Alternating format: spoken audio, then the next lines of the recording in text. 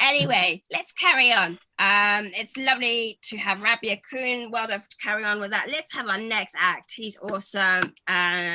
He's looking pretty ready as well. Okay, let's have a round of applause in the Zoom room for Tim Nash. Yeah, this is what happens when you sleep for half the day, turn up to a Zoom room, and there's still a Zoom bomb.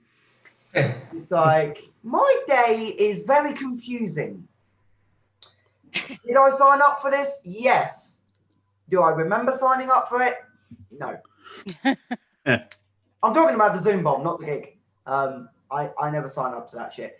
Anyway, apart from that, that was a very interesting couple of minutes. I feel like a Zoom bomb just kills the room quicker than a terrorist, I think. Yeah, I thought that would go down like that.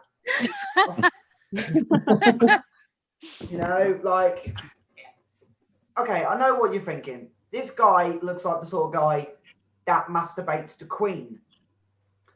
If you are thinking that, you'd be correct. The words of Freddie Mercury, easy come, easy go. Half of you get that. Everyone always says to me, "Oh, don't do that." They're like, "Oh, I bet you don't even know who Queen is," and I'm like, "And you think I don't already know that you're a cunt?"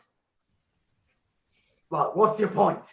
What's your point? I grew up with a mother who was a single mother in the early 2000s. Okay, you know, I don't know what this got any relevance to do with it, but I'm just trying to find the next fucking punchline. If in doubt, just talk a load of shit. That's what COVID's taught us. Maybe that's how Boris is still relevant. Just talk a load of shit. To be fair, the most recent press conference, it felt like an episode of Ant and Dec's Saturday Night Takeaway. Like, it just felt like him, like Ant and Dec in the back room go, right, tell them they can have their freedom back. Give them the fucking freedom. We played this game for too long. It was a joke. Now it's just shit. Okay, so I think. Okay, good. Thanks for talking. Is there something you'd like to share with the rest of the group? Good. Just as I thought. Just like school. It's funny. First a Zoom bomb, and then just someone just wanting to have a genuine conversation. There's a time and a place for that. In the back alley, and that's it. Just in the alleyway down the road. Yeah. Okay. Where was I? Yeah. So I think over the last year I've done a fair amount of Zoom gigs. Sometimes these Zoom gigs have caused my eyes to go red by so much stress from. Who knew Zoom gigs could be so stressful? It got so stressful at one point. The blood vessel in my eye decided to go, fuck this, I'm out, and decided to burst. So it decided to go, you know what? I'm going to make you look like a fucking freak. Because then I had one sort of black green eye and one bright red eye. And everyone's like, oh, this guy's wearing eye contacts. And I'm like, what? What? Have I just turned up to a drag event? No, this is stand-up. Once again, this is called me talking shit, trying to find the next fucking punchline. And I think it's fair to say I've done a good amount of gigs with Americans and British people. You know you're doing a good American gig when the host introduces you as the Redcoats have invaded. Racial stereotyping at its best. No. But I think one thing I've noticed the difference with, and I've been trying to translate it into real life, is the phrase taking the bullet. Now, if anyone knows what taking the bullet means, or those who don't, I'll give you a quick rundown. Taking the bullet means you're going to be the first one on, or popping the cherry, as most young teenagers would say. And I've noticed, and this is how I think it will work in real life in American comedy clubs compared to British comedy clubs.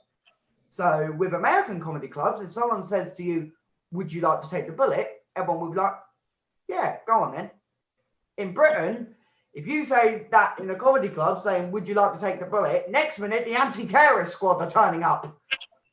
The anti-terrorist squad are here. Put the gun down. It's like, it's a microphone fucking stand. What do you think I'm going to do? Hit you?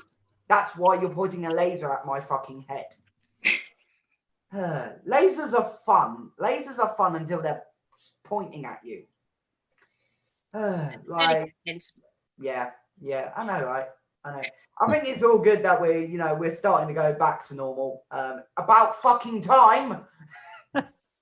It's like, look, I stayed in my house. What more do you want? Okay, on that one occasion, I did move house, but apart from that one occasion, I stayed in my fucking house. What more do you want from me? We're going to give you £20 more a week. Sweet. But there's one condition. And what is that condition? We have to cancel your Pornhub subscription. Fuck! No, not the Pornhub. Take anything. Take my fucking leg.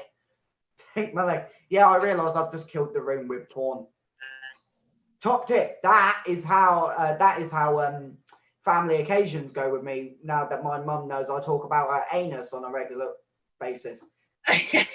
I'm going to finish on this. Has anyone ever noticed? You know the little baby in Adam's Family Values? Is it just me, or does he look like a baby Hitler? Is it just me? No? Yeah, sure. Yeah, it's just me. Just me that looks like, that thinks little Gomez looks like fucking Hitler. That made an interesting conversation when my little brother decided to go to my mother and go, who's Hitler? And it's like, right. We've got a very long talk. Anyway, I'm going to finish the TED talk here because I feel like I'm about to be hired to give a load of like education to children who don't give a fuck. Anyway, thanks very much. And yeah, thanks. Great. Kim Nash. Yeah. Fantastic, Kim Nash. Good. Yes. Well.